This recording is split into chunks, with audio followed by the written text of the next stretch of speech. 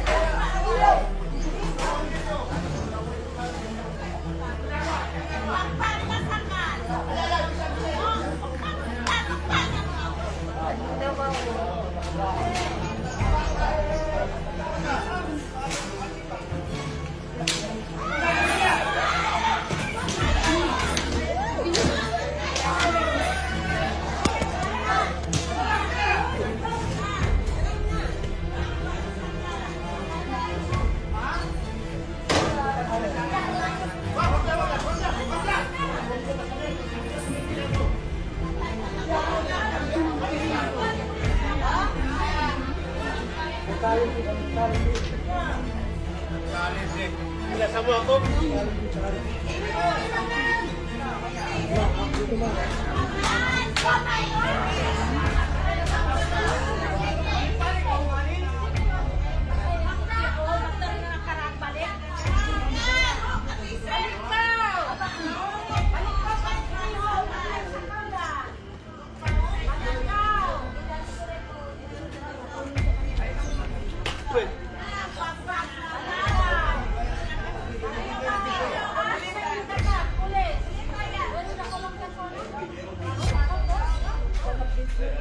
Isang pagpapatunay na ang ganitong mga tao ay sanay ng labas-pasok sa bilangguan at patuloy pa rin ginagawa ang mga masasamang aktibidad kapag sila ay nakalaya muli. Kaya naman i-share mo na ang video na ito sa iyong pamilya at mga kaibigan upang pag-iingat sa inyong mga bahay.